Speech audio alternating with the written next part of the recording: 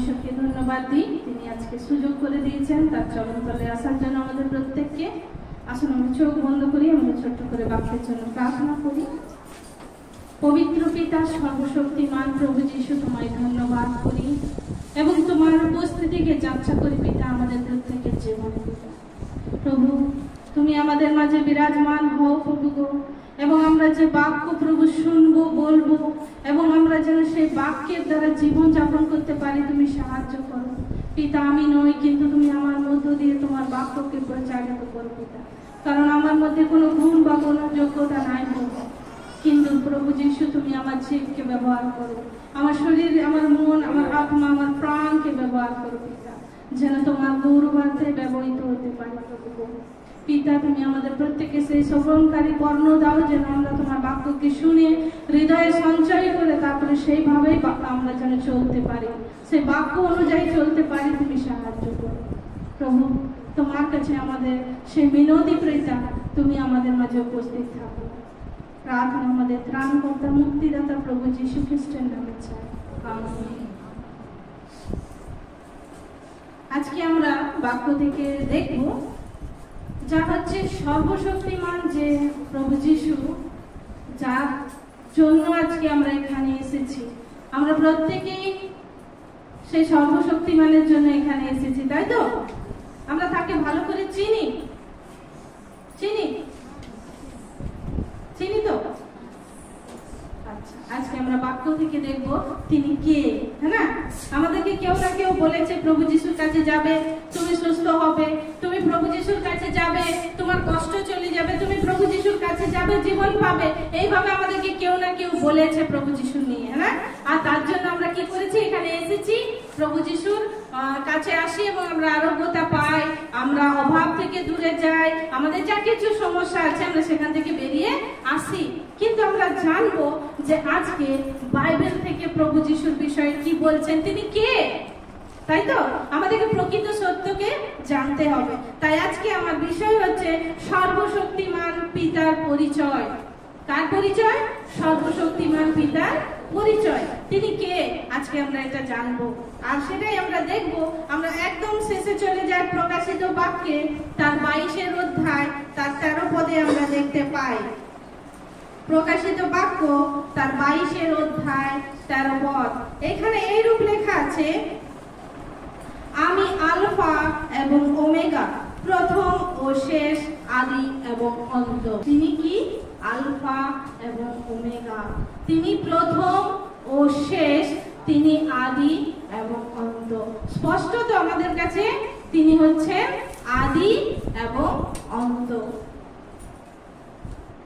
সেই প্রভু যীশু যিনি আদিতেও ছিলেন, তিনি কিন্তু অন্ত পর্যন্ত আছেন। সেই ঈশ্বরের আরাধনা করি আমরা, যিনি আমাদেরকে সৃষ্টির আগে, এই পৃথিবীকে সৃষ্টি করার আগে তিনি ছিলেন, আর এই পৃথিবী লুপ্ত হয়ে গেল, মনুষ্য জাতি লুপ্ত হয়ে গেল, তিনি থাকবেন। সেই ঈশ্বরের আরাধনা আমরা করি, সেই ঈশ্বরকে জানার জন্য আজকে আমরা এখানে এসেছি। আমরা আরেকটি পদ দেখি, যা লেখা আছে যাত্রা পুস্তক 3:7 পদ।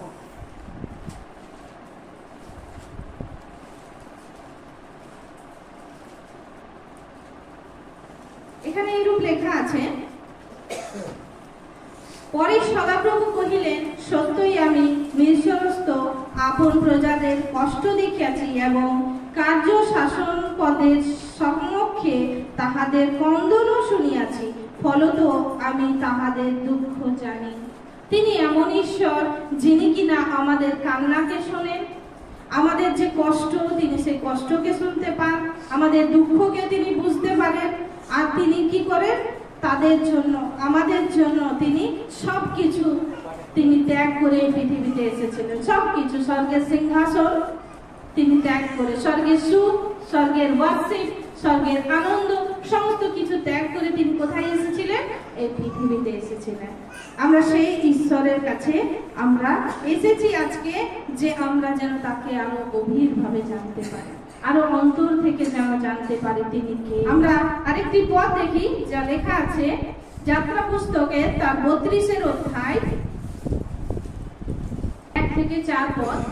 এখানে আমরা দেখতে পাই, পর্বত হইতে নামিতে মোশির বিলম্ব হওয়াতে দেখিয়া লোকেরা আরোনের নিকটে একত্র হইয়া তাহাকে কহিল, উঠুন, আমাদের অগ্রগামী হইবার জন্য আমাদের নিমিত্ত দেবতা নির্মাণ করুন, কেননা যে মোশি মিশর দেশ হইতে আমাদিগকে বাহির করিয়া আনিয়াছেন, সেই ব্যক্তির কি হইল তাহা আমরা জানি না। তখন হারুন তাহাদিগকে কহিলেন, তোমরা আপন আপন স্ত্রী ও পুত্র কন্যাদের কর্ণের সুবর্ণ কুণ্ডল খুলিয়া আমার কাছে আনো।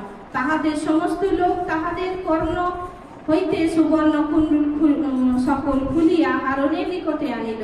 তখন তিনি তাহাদিগকে হস্ত হইতে তাহা গ্রহণ করিয়া পাত্রে গঠন করিলেন এবং একটি ঢালা গোবৎস নির্মাণ করিলেন। তখন লোকেরা বলিতে লাগিল, হে ইসরায়েল, হে এই তোমার দেবতা, যিনি মিশর দেশ হইতে তোমাকে বাহির করিয়া আনিয়াছে। এখানে আমরা দেখতে পাচ্ছি যে যে মোশি ছিলেন, যিনি সেই ঈশ্বরের প্রতিনিধিত্ব করছিলেন সেই মানুষের সঙ্গে, যাদেরকে আমরা দেখলাম যে পাহাড়ের পাশে তাদেরকে নিয়ে আসা হয়েছিল, সেই ঈশ্বরের উপস্থিতিতে নিয়ে আসা হয়েছিল, যে তাদেরকে সেই ঈশ্বরকে দেখানোর জন্য। আর তারা এসেছিল, আর সেই ঈশ্বরের সঙ্গে তারা কি করছিল, সেই সময় থাকছিল এবং উপস্থিতিকে বুঝছিল। আর যখন তারা মিশর দেশের মধ্যে বন্দিত্বর মধ্যে ছিল, তখন কিন্তু সেই ঈশ্বরই তাদেরকে কি করেছিলেন, রক্ষা করেছিলেন। আর তিনি তাদের সঙ্গে সঙ্গে ছিলেন। যখন তাদের মেঘ স্তম্ভের দরকার ছিল, তাদেরকে ছায়া করেছিলেন তিনি। যখন তাদেরকে রোদ লাগছিল, সেই সময় মেঘ স্তম্ভ দিয়েছিলেন। যখন রাত্রির অন্ধকার, তখন তিনি আলো স্তম্ভ তাদেরকে দিয়েছিলেন। সেই মিশর দেশের মানুষ যারা সেই কষ্টের মধ্যে ছিল, যারা যন্ত্রণার মধ্যে ছিল, তারা ঈশ্বরের কাছে যখন কাঁদছিল, আমরা প্রথমেই যখন পাঠ করেছি তখনই আমরা শুনেছি, ঈশ্বর আমাদের চোখের জলকে জানেন, দেখেন আমাদের দুঃখকে। আর সেই ইসরায়েল জাতি যখন কষ্টে এবং দুঃখের মধ্যে ছিল, যখন কাঁদছিল, যখন সেই যন্ত্রণার মধ্যে বন্দিত্বের মধ্যে ছিল, সেই সময় তারা যখন ঈশ্বরকে আহ্বান করছিল, সেই সময় ঈশ্বর নেমে এসেছিলেন। আর যে তার প্রতিনিধিত্ব করছিল সেই মোশি কি করেছিল, ঈশ্বরের কাছে গেছিল, প্রভুর কাছে গেছিল সে সাক্ষাৎ করার জন্য। আর তারা দেখছে কি, যে জাতি ছিল তারা দেখছে যে মোশি কি করেছে, ঈশ্বরের কাছে গেছে, সে নেমে আসছে না। আমাদের কাছে আর এখন কেউ নেই যে আমরা কি করতে পারি, প্রতিনিধিত্ব করতে পারি, মানে কেউ আমাদেরকে রাস্তা দেখাবে, কে আমাদের ঈশ্বর হবে। তারা এতটাই ভ্রমিত হয়েছিল। আর তারা ভ্রমিত হয়ে পর কি করেছিল, সে হারুনের কাছে গেছিল। হারুনের কাছে গিয়ে বলছে, তুমি কি করো, আমাদের জন্য একজন দেবতা নির্মাণ করো। আর সে কি করলো, সে বললো, তোমাদের সেই সোনার কানের দুল, গলার হার যা আছে তোমরা নিয়ে আসো। আর তারা কি করলো, সবাই নিয়ে আসলো, স্ত্রীদের কাছ থেকে, সেই মহিলাদের কাছ থেকে নিয়ে আসা হলো। আর তারা একটা ছাঁচে ডালা গোবৎস নির্মাণ করলো। একটা গোবৎস তারা কি করলো, নির্মাণ করে দিল। আর সেই নির্মাণ করার পর তার আরাধনা তারা করতে শুরু করে দিল। আর তারা কি বলতে লাগলো, এটাই হচ্ছে সেই ঈশ্বর যে আমাদেরকে মিশর থেকে বার করে নিয়ে আসছে।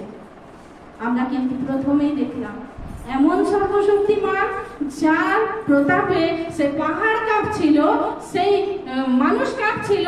সেই মানুষ কি করলো, নিজের সোনা, নিজের গলার হার দিয়ে একটা ছাঁচে ডালা, একটা গোবৎসকে নির্মাণ করে দিল। আর বলছে সে এই ঈশ্বর, সেই ঈশ্বর যে আমাদেরকে মিশর থেকে কি করেছে, উদ্ধার করেছে।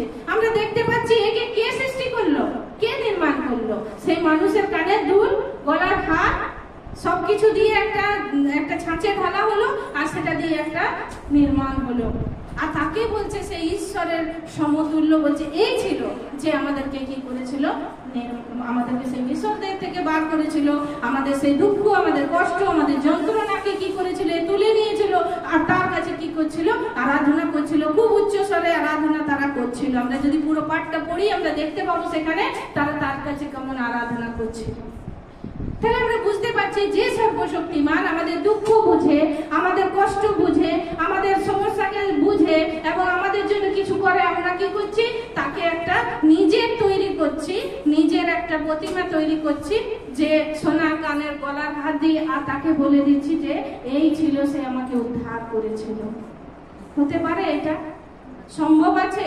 আজকে যদি আমি বলি উদাহরণস্বরূপ, আমাদের ফাদার মশাই যদি আমাদের কারো বাড়িতে যায় আর তার যে কষ্ট আছে তাকে যদি কিছু সাহায্য করে, ঠিক আছে, ফাদার মশাই গেলেন এবং কিছু সাহায্য করলেন, আর সেই বোন অনেক ধন্যবাদ দিল ফাদার মশাইকে যে আপনি এসেছিলেন, আমার অনেক দুঃখ ছিল, আপনি সাহায্য করেছেন, আপনাকে অনেক ধন্যবাদ, আপনি আমি এটা কখনো উপকারটা ভুলবো না।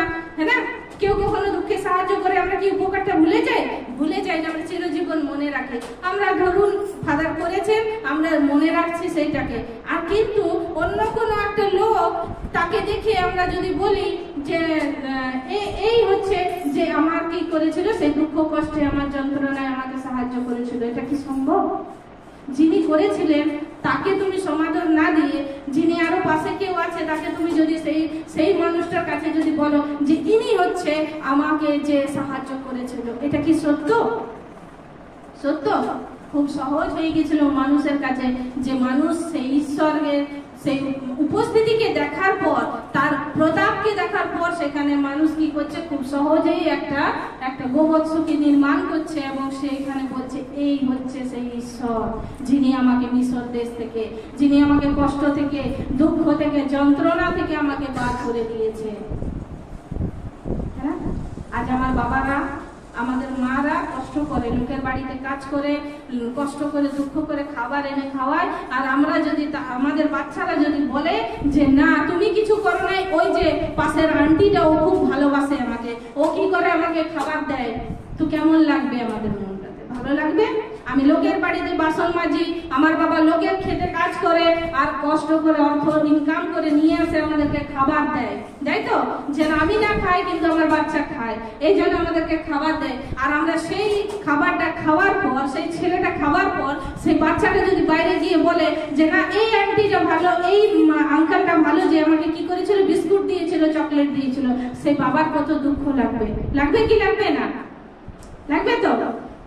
তাহলে আমরা বুঝতে পারছি যে সেই মানুষটা যে কষ্ট করে খাবার দেয়, তারও কিন্তু ইচ্ছা থাকে যে সন্তানটা যেন আমাকে কি করে ভালোবাসে, আমার সঙ্গে সঙ্গে চলে। তাকে আমরা কিছু দিতে পারি না, আমার বাবা মাকে আমরা কিছু দিতে পারি? কিচ্ছু দিতে পারি না, তাকে দেওয়ার মতন ক্ষমতা আমাদের নেই। কিন্তু যেন আমরা তার গৌরবটা অন্য কাউকে যেন না দিই। আমরা যে ভালোবাসাটা আমার মা বাবাকে দেওয়া উচিত সেটা যেন তাকেই দিই, অন্য কাউকে যেন আমরা না দিই। ঠিক আছে, আমার মাসি ভালো, মেসো ভালো, আরো আত্মীয় স্বজনরা ভালো, তাকে আমরা ভালো বলবো, তাকে ধন্যবাদ দেবো, কিন্তু সেই সমাদরটা আমার ঈশ্বর পিতার, আমার বাবার, যে আমার জাগতিক বাবা আমার জন্য কষ্ট করে খাবার দেয়, সেই বাবার হচ্ছে সেই সমাদরটা। আমার কাকু ভালো, আমার কাকু খুব আমাকে যত্ন নেয়, কিন্তু আমার বাবা বাবাই হচ্ছে, তাই তো? হালেলুয়া। তাহলে এখানে আমরা দেখতে পাচ্ছি খুব সহজ ভাবে একটা কাজ করা হলো, যেটা হচ্ছে ঈশ্বরের সেই সম্মানকে নষ্ট করা হলো, তার যে প্রেম, তার যে ভালোবাসা, সেই যে স্বর্গ ছেড়ে পৃথিবীতে এসেছিল, সবকিছু কি করা হলো, নষ্ট করা হলো। কি দ্বারা? না মানুষ নিজে থেকে একটা গোবৎস নির্মাণ করলো এবং তাকে বললো ঈশ্বর। আমরা এখানে বুঝতে পারছি। এবার আমরা লেবীয় পুস্তকে চলে যাই, আমরা সেখানে দেখতে পাবো 26-1 পদে,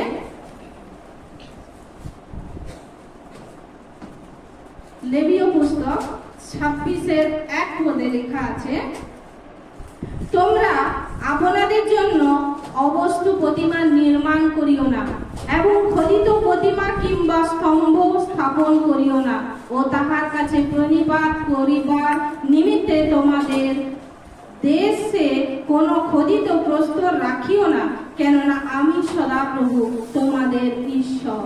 তিনি এখানে একটা বাক্য বলছেন, যে বাক্য হচ্ছে সেই ইসরায়েল জাতি যে ভুলটা করেছিল, সেই ভুলটার কথা ঈশ্বর এখানে বলছেন, তোমরা কোনো কিছু খোদিত প্রতিমা নির্মাণ করো না, কোনো স্তম্ভ, কোনো পাথরকে রাখো না, কারণ আমি হচ্ছি ঈশ্বর তোমাদের সদাপ্রভু। তিনি কেন এই কথা বলছেন? কারণ তিনি জগৎ সৃষ্টিকারী ঈশ্বর। আমরা সূর্য দেখেছি, সবাই দেখেছি? কারা কারা দেখেছি? সবাই দেখেছি না? না, অনেক মাসি ভালো সূর্য দেখে না। দেখো, সূর্য দেখেছি, এখনো কিন্তু সূর্য উঠে আছে, তাই তো? কারো ক্ষমতা আছে সেই সূর্যের দিকে তাকানো? আছে? একদম সচক্ষে আমরা সূর্যের দিকে তাকাতে পারি? চোখ খুলে তাকাতে পারি? কেন পারি না? কেন পারি না? কি আছে? এতটাই তেজ আছে যে চোখটা আমাদের ধাঁধলে যায়, তাই তো? চোখটা যদি দেখি তো 1 ঘন্টা আমরা কিছু দেখতেই পাবো না। যদি চোখ আমরা সূর্যকে ডাইরেক্ট তাকাই আর আমরা যদি তার দিকে 10 মিনিট দেখি, তাহলে আমরা নিচে কিছু দেখতেই পাবো না, অন্ধকার হয়ে যাবে আমাদের কাছে, কারণ তার এতটা তেজ আছে, তাই তো? তেজ আছে তো। তাহলে আমরা দেখি যে ঈশ্বর যিনি সূর্যকে তৈরি করেছিলেন, তিনি কি এইটুকু যে ঈশ্বর সূর্যকে তৈরি করেছিলেন, তার হাতটা কি এইটুকু ছিল? একবার কল্পনা করে দেখি যে আমরা যদি একটা হাঁড়ি বানাই, সবাই মাটির পাত্র জানি একটা হাঁড়ি বানাই, সেই হাঁড়িটা যে বানায় সেই মানুষটা কি এইটুকু থাকে? কি থাকে? হাঁড়িটা থেকে বড় থাকে তো, তবে একটা হাঁড়ি বানানো হয়, হ্যাঁ না? তো তার জন্য আমরা যখন দেখছি যে সেই সূর্যকে বানানো হয়েছে, আর সেই সূর্য বানানোর ঈশ্বর কিন্তু এইটুকু নন। যে সূর্যকে তাকাবার মতন ক্ষমতা আমাদের নেই, যে সূর্যের দিকে তাকিয়ে থাকার মতন ক্ষমতা আমাদের নেই, সেই ঈশ্বর হচ্ছেন তার থেকে ডবল প্রতাপান্বিত ঈশ্বর। হালেলুয়া, হ্যাঁ না? তিনি হচ্ছেন ডবল প্রতাপ আছে তার মধ্যে, যে যার দিকে তাকাবার মতন ক্ষমতা, যার হাতের তৈরি, যার ওয়ার্ড দ্বারা তৈরি হয়েছে, যার মুখ দ্বারা সৃষ্টি হয়েছে সেই সূর্য, তাকে তাকাবার মতন ক্ষমতা আমাদের নেই। কিন্তু সেই ঈশ্বর হচ্ছেন যে সে তাকে সৃষ্টি করেছে, তার প্রতাপটা আমরা কল্পনাও করতে পারি না। হালেলুয়া, তার প্রতাপটা আমরা কল্পনাও করতে পারি না। কেন?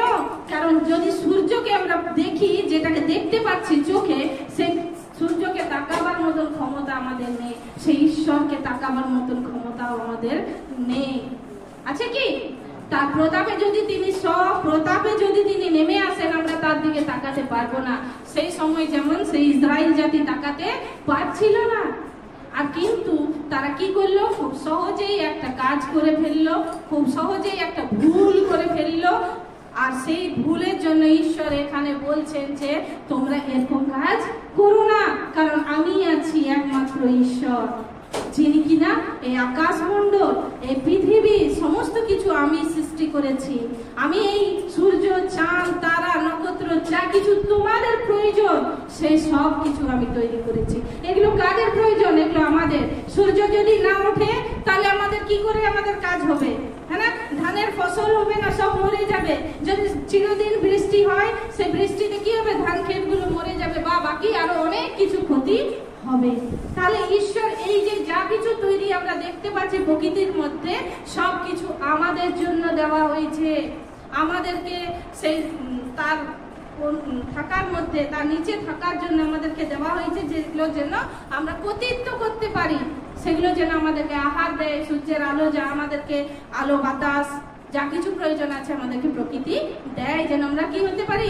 লালিত পালিত হতে পারি, তার জন্য আমাদেরকে দেওয়া হয়েছে। আমরা আরেকটি পদ দেখব, যা লেখা আছে দ্বিতীয় বিবরণ তার 4 অধ্যায় 15 থেকে 20 পদ। এখানে আমি পড়ি, যেদিন সদাপ্রভু হরেবে অগ্নির মধ্য হইতে তোমাদের সহিত কথা কহিতেছিলেন, সেই দিন তোমরা কোন মূর্তি দেখো নাই। অতএব আপন আপন প্রাণের নিমিত্ত অতিশয় সাবধান হও, পাছে তোমরা ভ্রষ্ট হইয়া আপনাদের জন্য কোন আকারের মূর্তিতে খোদিত প্রতিমা নির্মাণ করো। পাছে পুরুষের বা স্ত্রীর প্রকৃতির, পৃথিবীস্থ কোন পশুর প্রকৃতির, আকাশে উড়য়মান কোন পক্ষীর প্রকৃতির, ভূচর কোন সরীসৃপের প্রকৃতির, অথবা ভূমির নিচস্থ জলচর কোন বস্তুর প্রকৃতির নির্মাণ করো।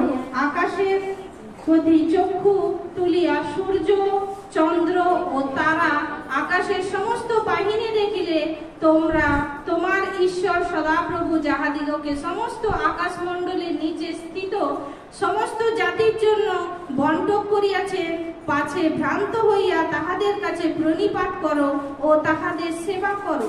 কিন্তু সদাপ্রভু তোমাদিগকে গ্রহণ করিয়াছেন, লোহের হাপড় হইতে, মিশর হইতে তোমাদিগকে বাহির করিয়া আনিয়াছেন, যেন তোমরা তাহার অধিকার স্বরূপ প্রজা হও, যেমন অদ্য আছো।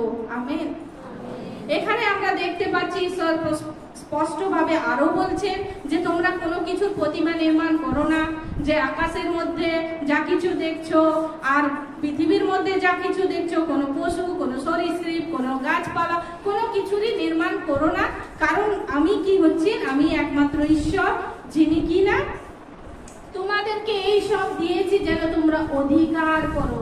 আমাদেরকে এই সব দেওয়া হয়েছে, একটু আগে আমি বললাম না, যা কিছু প্রকৃতির মধ্যে দেখছি এগুলো আমাদের জন্য দেওয়া হয়েছে যেন আমরা এগুলো থেকে আমরা সাহায্য পাই। আর ঈশ্বর আমাদেরকে এখানে বলছে তোমরা অধিকার স্বরূপ প্রজা হও। সেইগুলোর অধিকার করার মতো ক্ষমতা আমাদের আছে। ঈশ্বর আমাদেরকে ক্ষমতা দিয়েছে কিসের উপরে? আজকে যদি আমরা দেখি জঙ্গলে বাঘ হচ্ছে একটা এমন জন্তু যে গোটা জঙ্গলটাকে কাঁপায়, তাই তো? গর্জন করলে সবাই কিন্তু পালিয়ে যায়, কিন্তু আজও মানুষ সেই বাঘকে নিজের ঘরে পোষে তো।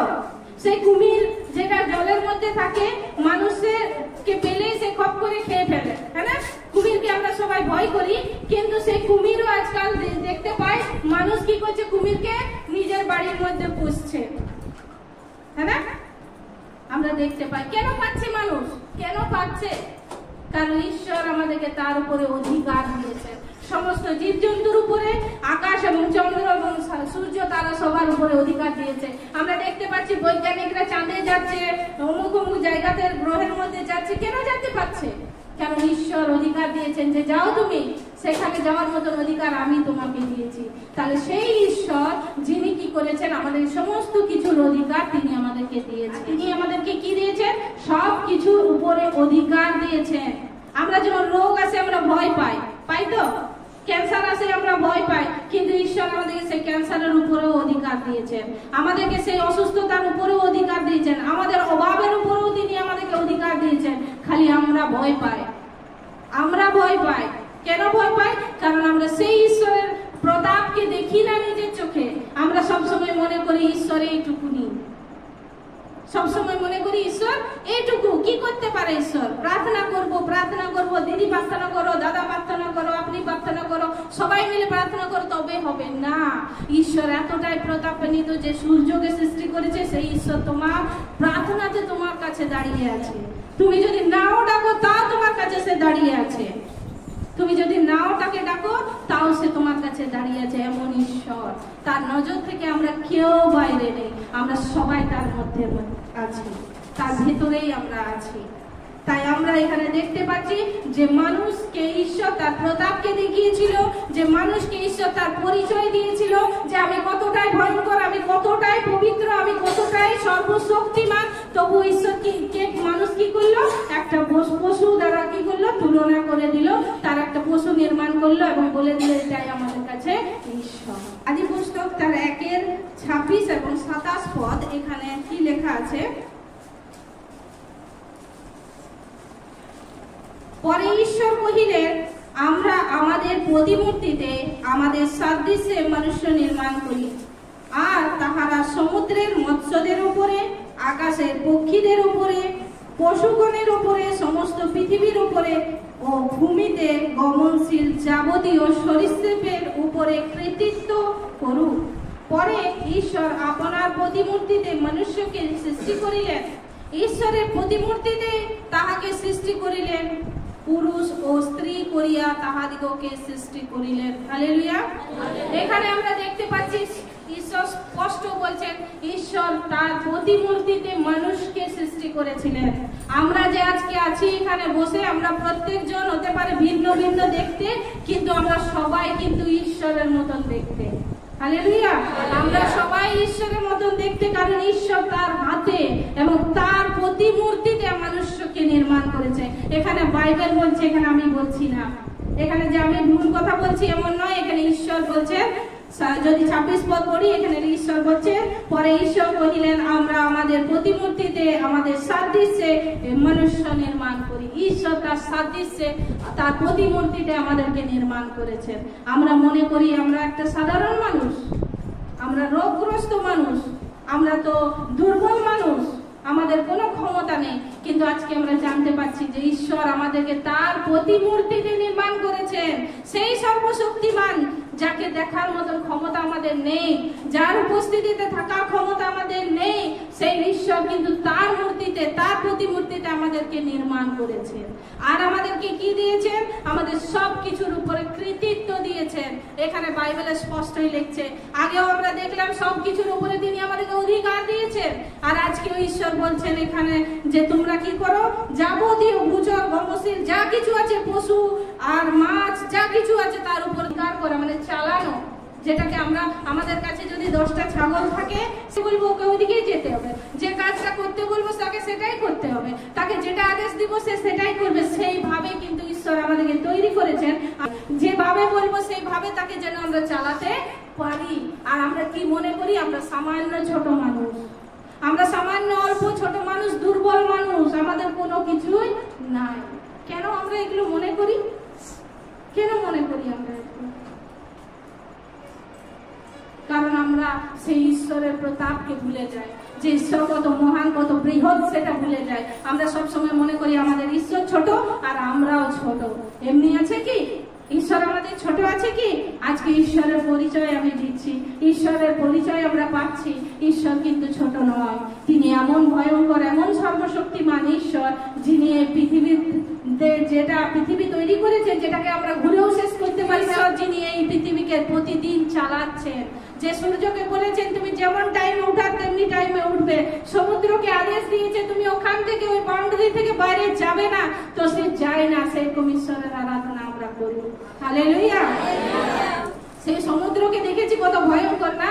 আজকে সামান্য যদি বাঁধ ভেঙে যায়, আমাদের বন্যা হয়ে পুরো গ্রামটা ভেসে চলে যায়। সামান্য বাঁধ ভেঙে গেলে বন্যা হয়ে পুরো গ্রামটা ভেসে যায়। আমরা কখনো পরিকল্পনা করে দেখেছি যে সমুদ্রের মধ্যে কত যে জল আছে, আমরা কল্পনা করতে পারি সেই জল কোনোদিন ভেঙে নিয়ে পুরো পৃথিবীকে ধ্বংস করে না। কেন করে না? কারণ ঈশ্বর যিনি সর্বশক্তিমান, তিনি আদেশ দিয়েছেন তোমার বাউন্ডারির বাইরে তুমি যাবে না। আর সে যায় না।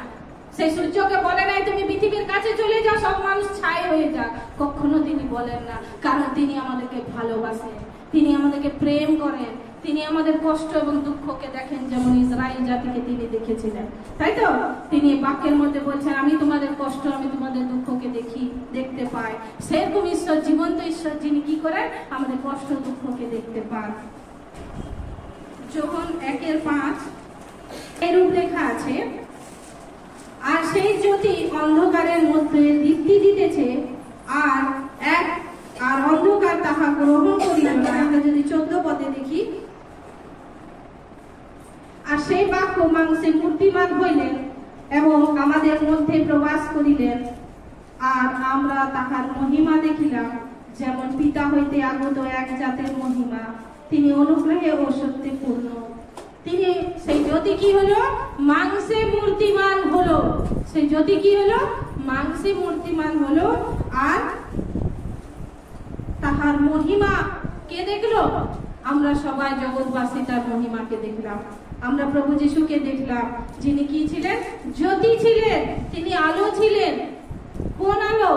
সেই আলো, সেই প্রতাপ, সেই ঈশ্বরের যে প্রতাপ ছিলেন, তিনি সেই জ্যোতি, তিনি সেই আলো। আর সেই আলো মূর্তিমান হলেন এবং আমাদেরকে তার সেই মহিমাকে দেখার জন্য সুযোগ তিনি দিয়েছেন। হালেলুয়া।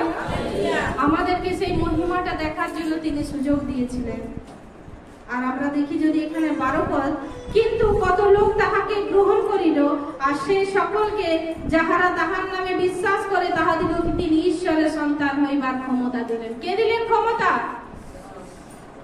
কে ক্ষমতা দিলেন? সেই প্রভু যীশু খ্রিস্ট ক্ষমতা দিলেন আমাদেরকে। কার সন্তান হওয়া? সেই ঈশ্বরের সন্তান হওয়ার ক্ষমতা তিনি দিলেন। কারোর মধ্যে সেই ক্ষমতা ছিল না যে আমাদেরকে যে ঈশ্বর প্রতিমূর্তি করে নির্মাণ করেছিলেন, আমাদেরকে যে ঈশ্বর তার স্বরূপে তৈরি করেছিলেন, আমাদেরকে যে তিনি এত তার সেই গৌরব, তার সেই সমস্ত কিছু গুণ আমাদের মধ্যে দিয়েছিলেন, এটা আমাদেরকে বোঝানোর মতন ক্ষমতা কারো ছিল না। আমরা সেই অন্ধকারের মধ্যে চলে গেছিলাম। আমরা সেই আমাদের আদি পুরুষরা যারা যা পাপ করেছিল, যা ভুল করেছিল, যা আমাদেরকে শিখিয়েছিল, সেইভাবেই কিন্তু আমরা চলে গেছিলাম। আমরা অন্ধকারের মধ্যে ডুবে গেছিলাম। আর সেই জ্যোতি আসলো, মাংসে মূর্তিমান হলো, আর আমাদেরকে তার সন্তান হওয়ার অধিকার দিল। কিসের দ্বারা? খুবই সুন্দর একটা বিষয়, খুবই মূল্যবান একটা বিষয়, যেটা হচ্ছে বিশ্বাস দ্বারা। কিসের দ্বারা? বিশ্বাস দ্বারা। যখন আমরা প্রভু যিশুকে বিশ্বাস করেছি, আমাদেরকে না টাকা দিতে হয়েছে, না আমাদেরকে ধন আরো কিছু জিনিস মূল্যবান দিতে হয়েছে, না আমাদের জীবন দিতে হয়েছে, না আমাদেরকে কিছু দিতে হয়েছে যার দ্বারা আমরা কি হতে পারি? ঈশ্বরের সন্তান হতে পারি। আমাদের বিশ্বাস দ্বারা, যারা আমরা বিশ্বাস করেছি, আমরা প্রত্যেকে প্রভু যিশুর সেই অনুগ্রহেতে আমরা ঈশ্বরের সন্তান বলে আখ্যাত হয়েছি। হালেলুয়া। আমরা মনে করছি না যে আমরা সাধারণত, আমরা তো দুর্বল, আমরা তো সেই সমস্যার মধ্যে আছি, আমরা তো এই দিকের, আমরা তো ওই দিকের, ওই পাড়ার, এই পাড়ার আমরা মনে করছি। কিন্তু ঈশ্বরের কাছে আমরা কেউ আলাদা নই। আমরা প্রত্যেকে যতজন যেখান থেকেই আসি না কেন, আমরা যখন ঈশ্বরকে বিশ্বাস করেছি, আমরা তার সন্তান হওয়ার অধিকার পেয়েছি। আজকে যখন আমরা এখানে বসে আছি, আমরা কিন্তু সাধারণ নই, আমরা ঈশ্বরের সন্তান। কার সন্তান? তাহলে আমরা মনে রাখবো যে আমরা ঈশ্বরের সন্তান। আর ঈশ্বর কেমন? তিনি ছোট্ট ঈশ্বর নন, তিনি ভয়ঙ্কর ঈশ্বর, বিশাল ঈশ্বর, যিনি আকাশ আর পৃথিবীকে নির্মাণ করেছেন, সেই ঈশ্বর। তার সন্তান আমরা। কখনোই আমরা নিজেদেরকে দুর্বল মনে করব না, আমরা কখনোই আমরা নিজেদেরকে ছোট মনে করব না, কারণ ঈশ্বর তার সন্তান হওয়ার অধিকার আমাদেরকে দিয়েছেন, যদি আমরা তাকে বিশ্বাস করি। যদি না বিশ্বাস করি তাহলে কোনো অসুবিধা নেই, কিন্তু যদি বিশ্বাস করি তার সন্তান আমরা। সিংহের যদি কোনো বাচ্চা থাকে, সে কি কুকুরের মতন থাকবে? থাকবে? কেমন থাকবে? সিংহের মতনই থাকবে, দেখতে আলাদা হবে, হবে না? কেমন হবে? সিংহের মতো। তাহলে একটা সিংহের যখন বাচ্চা হয়, সেই বাচ্চাটাও কিন্তু সিংহের মতনই থাকে, হ্যাঁ না?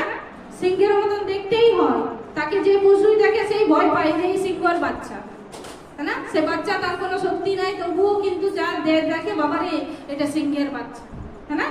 তেমনি কিন্তু আমরা যেমন প্রভুর বাচ্চা, ঈশ্বরের বাচ্চা, আমরাও কিন্তু সেরকমই ঈশ্বরের মতনই। হালেলুয়া। আমরা অনেক সময় দুর্বল, নিজেকে অনেক আমরা মনে করি কেউ কালো, কেউ গোরা, কেউ এমুক, কেউ দুসুক, কেউ চোখে দেখতে পাই না, কেউ বলে আমি কানে শুনতে পাই না, কিন্তু ঈশ্বর বলছে তুমি আমার বাচ্চা, তুমি আমার মতো, তোমাকে আমার প্রতিমূর্তিতে, আমার প্রতিমূর্তিতে আমি নির্মাণ করেছি। তাহলে আমরা বুঝতে পারছি যে ঈশ্বর তার সন্তান হওয়ার জন্য আমাদেরকে সামান্য একটা ছোট রাস্তা খুলে দিয়েছেন, যেটা হচ্ছে বিশ্বাস। আমরা যদি ঈশ্বরের উপর বিশ্বাস করি, তাহলে আমরা তার সন্তান হওয়ার অধিকার পেয়ে থাকি। তার অধিকার আমরা পেয়েছি যখন আমরা তাকে বিশ্বাস করি। আমরা আরেকটি বাক্য দেখব, যা লেখা আছে যোহন 33 লেখা আছে, আর আমি তাহাকে চিনিতাম না, কিন্তু যিনি আমাকে জলে বাপ্তাইজিত করিতে পাঠাইয়াছে, তিনি আমাকে বলিলেন, যাহার উপরে আত্মাকে নামিয়া অবস্থিতি করিতে দেখিবে, তিনি সেই ব্যক্তি যিনি পবিত্র আত্মায় বাপ্তাইজিত করেন। যোহন এখানে বলছে যে আমরা জানি সকলে যোহন প্রভু যিশুকে বাপ্তাইজিত করেছিল তো, কিন্তু যোহন প্রভু যিশুকে চিনত না। কিন্তু ঈশ্বর তাকে বলেছিল যে যার উপরে পবিত্র আত্মা নেমে আসবে, তুমি তাকে যে বাপ্তাইজিত করছো, তুমি চিনতে পারবে যে আমার পুত্র সে। কিভাবে চিনতে পারবে? যে পবিত্র আত্মা তার উপরে নেমে আসবে। আর যখন কি বলছে এখানে, আমি তাকে চিনতাম না, কিন্তু যখন পবিত্র আত্মা তার উপরে নেমে আসলো, আমি চিনতে পারলাম। আর সেই ব্যক্তি হচ্ছে যিনি পবিত্র আত্মায় বাপ্তাইজিত করেন। আজকে আমরা জলে বাপ্তাইজিত হই না, কিন্তু প্রভু আমাদেরকে পবিত্র আত্মায় বাপ্তাইজিত করেন। হালেলুয়া। আমাদেরকে প্রভু পবিত্র আত্মায় বাপ্তাইজিত করেন। আমরা প্রত্যেকে যখন তার উপরে তার সন্তান হয়ে দাঁড়ায়, প্রভু আমাদেরকে পবিত্র আত্মায় বাপ্তাইজিত করেন। তাহলে আমরা বুঝতে পারছি সেই ঈশ্বর যিনি আমাদেরকে পবিত্র আত্মা দেন, পবিত্র আত্মার অভিষেক আমাদের উপরে তিনি দেন তো আমাদের প্রত্যেকে। কেন তিনি দেন? কারণ আমরা তার সন্তান। আমরা যদি তার সন্তান না থাকি, তিনি কি আমাদেরকে দিবেন? তোমার সন্তান যদি কেউ না থাকে, তাকে তুমি জামা কিনে দিবে? তাকে তুমি ব্যাংক ব্যালেন্স, পয়সা, টাকা, জমি জায়গা দিবে না। কিন্তু আমাদেরকে তিনি দেন এই জন্যই যে আমরা তার সন্তান, আমরা সেই প্রতাপান্বিত ঈশ্বরের সন্তান। তার জন্য তিনি আমাদেরকে পবিত্র আত্মাও দিয়ে থাকেন। হালেলুয়া। আর আমরা এখানে দেখি যে প্রভু যিশুকে, যে তিনি কেন আমাদের জন্য এসেছিলেন, কেন এই পৃথিবীতে তিনি জন্মগ্রহণ করেছিলেন, কেনই বা প্রয়োজন ছিল সেই ঈশ্বরের, যিনি নিবিড় থেকে নেমে এসেছিলেন, যিনি সে তো ভয়ঙ্কর ঈশ্বর, যিনি আগুন দ্বারা প্রমাণ করেছিলেন যে আমি ঈশ্বর, সেই ঈশ্বরকে পৃথিবীতে নেমে আসার কিসের প্রয়োজন ছিল, কি দরকার ছিল তাকে নেমে আসার? সে এখান থেকে তো করতে পারতো যা কিছু করার, পারতো কি পারতো না? প্রধানমন্ত্রী আজকে সিটে বসে আছে, সে সেখান থেকে পারে সব কাজ করতে, একটা আদেশ দিবে সব কিছু হয়ে যাবে, সব তার লোকেরা তার কথা শুনে তার কথা মেনে সেইভাবে কাজ করবে। তেমনি আমাদের ঈশ্বরও তো সেই সিংহাসনে যিনি বসে আছেন, তিনি সেখান থেকে পারেন তার একটা বাণীকে দিতে, তার একটা আদেশকে দিতে, যে আদেশ দ্বারা সমস্ত জগৎ সংসার সৃষ্টি হয়েছে, চাঁদ সূর্য তারা সৃষ্টি হয়েছে, সেই ঈশ্বর পারেন তার বাক্য দ্বারা সমস্ত কিছু মানুষের উপরে করতে। কিন্তু তিনি কি করলেন? নেমে এলেন, সেই স্বর্গের সিংহাসন ছেড়ে তিনি নেমে এলেন। কেন নেমে এলেন আমরা দেখি, কেন তিনি নেমে এসেছেন। যোহনের 1:29 পদে আমরা দেখি, পরদিন তিনি যিশুকে আপনার নিকটে আসিতে দেখিলেন আর কহিলেন, ওই দেখো ঈশ্বরের মেয়ে শাবক, যিনি জগতের পাপভার লইয়া যান। কেন নেমে এসেছিলেন? জগতের পাপের ভার নেওয়ার জন্য। কিসের জন্য? কিসের জন্য নেমে এসেছিলেন? জগতে পাপের ভার নেওয়ার জন্য। পাপ কে করে? তাহলে কে পাপ করে? মানুষ পাপ করে।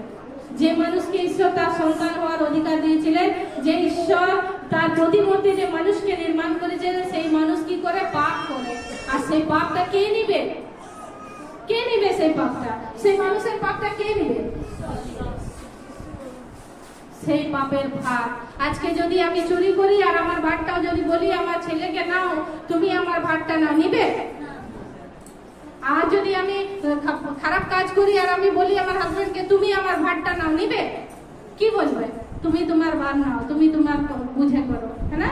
কিন্তু সেটা নেওয়ার মতন কারো ক্ষমতা নেই। আমার মা বাবাও নিবে না, আমার স্বামী আমার সন্তানরাও নিবে না। তাহলে নিবে কে?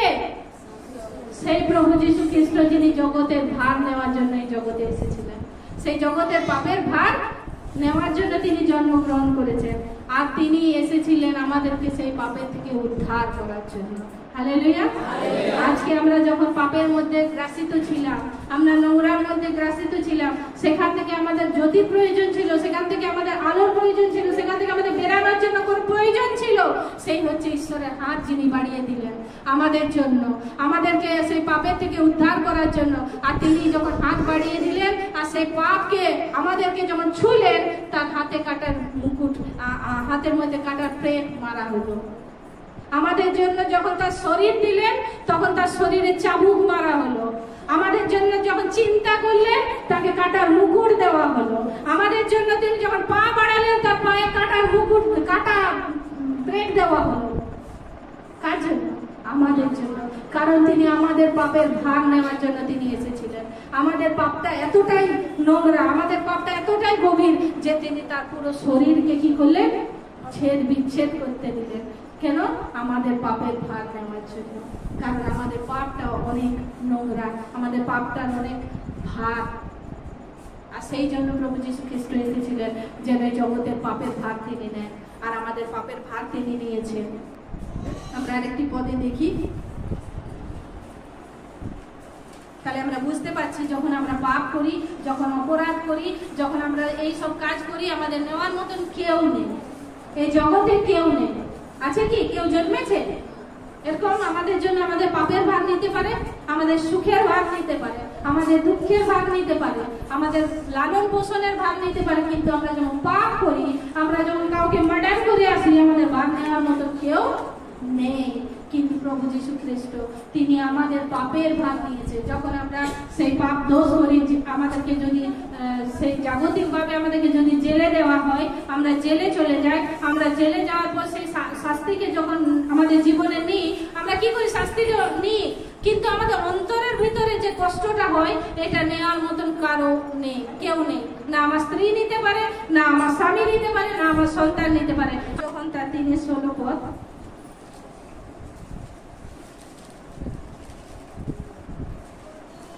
কারণ ঈশ্বর ঈশ্বর জগৎকে এমন প্রেম করিলেন যে আপনি একজাত পুত্রকে দান করিলেন, যেন যে কেহ তাকে বিশ্বাস করে সে বিনষ্ট না হয় কিন্তু অনন্ত জীবন পায়।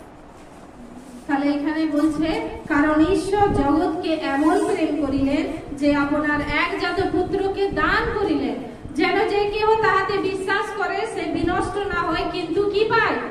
অনন্ত জীবন পায়। আজকে প্রভু যীশু খ্রিস্ট আমাদের প্রত্যেককে তিনি আমাদের জন্য জীবন এই জন্য দিয়েছিলেন যেন আমরা অনন্ত জীবন পাই। হালেলুয়া। তিনি তার জীবনকে দিলেন যেন আমরা অনন্ত জীবন লাভ করি, আমরা চিরদিন যেন জীবিত থাকি। আমরা জানি এই শরীরটা আজকে আছে কালকে নেই, মারা যাবে। আমাদের শরীরটা মাটিতে যাবে, শরীরটা নষ্ট হবে, কিন্তু একটা যে আত্মাটা ঈশ্বর আমাদেরকে দিয়েছে তার কোনো মরণ নেই। আমরা যে জাতি, যে ধর্ম আর যে বর্ণেরই থাকি না কেন, কারো আত্মা কিন্তু মরে না, সব দিনের জন্য সেই আত্মা জীবিত থাকে, কারণ আত্মা হচ্ছে অমর, আত্মা মরে না। আর সেই আত্মাটা কোথায় যাবে? যদি ভালো কাজ করি, পুণ্যের কাজ করি, যদি ঈশ্বরের পথে চলি, যদি প্রভু যিশুকে জীবন দিয়েছি, যে জানি বিশ্বাস করি সে আমার জন্য আমার পাপের ভাগ নিয়েছে, তাহলে যাব আমরা কোথায়? অনন্ত জীবনে, যেখানে স্বর্গ। আর যদি আমরা ভুল পথে থাকি, ভুল কাজ করি, ভুল মন্দ পথে চলতে থাকি, সারা জীবন ভুল কাজে করি, এই শরীর থাকতে আত্মা যখন বেরাবে তার জন্য একটা জায়গা নির্ধারিত আছে, যেটা হচ্ছে নরক। সেখানে তার পিতা বসে আছে, সে শয়তান, যে কি করবে? অনন্ত নরকের মধ্যে রাজত্ব করবে। আর আমরা জানি অন্ধকার কেমন, অন্ধকারের রাজত্ব কেমন। আজকে আমরা জগতের মধ্যে যখন অন্ধকারকে দেখি ভয় পাই, তাহলে আমরা বুঝতে পারছি সেই নরকের মধ্যে যখন দাউ দাউ করে সেই আগুন জ্বলবে, যেখানে আগুনের কোনো শেষ নেই আর আমার আত্মার কোনো মরণ নেই, সেখানে যখন আমাকে সারা জীবন জ্বলতে হবে, তখন আমরা বুঝতে পারবো আমরা কি ভুল করেছিলাম, কি পাপ করেছিলাম, কি অপরাধ করেছিলাম। কিন্তু ঈশ্বর আমাদেরকে সুযোগ দিয়েছেন, আমাদের প্রত্যেককে ভালোবাসেন, আমাদের জন্য জীবন দিয়েছেন যেন আমরা তাকে বুঝতে পারি, আমরা যেন তাকে বিশ্বাস দ্বারা হৃদয়ের মধ্যে গ্রহণ করতে পারি এবং তার সন্তান হওয়ার অধিকার যেন পাই, যেন আমরা স্বর্গরাজ্যে তার সঙ্গে রাজত্ব করতে পারি। হালেলুয়া। তিনি আমাদেরকে তার জন্য সৃষ্টি করেছিলেন। আমাদের কোনো মানুষকে তিনি এই জন্য সৃষ্টি করেন না যে তোমরা কি করে নরকে যাও আর নরকে থাকো আর তোমরা অন্ধকারের মধ্যে থাকো। ঈশ্বর এই জন্য তিনি এই জন্য মানুষের রূপ ধারণ করে এসেছিলেন যেন আমরা অন্ধকার থেকে বাঁচতে পারি, অন্ধকারের হাত থেকে যেন আমরা উদ্ধার পাই আর আমরা সেই অনন্ত জীবন আমরা পেতে পারি।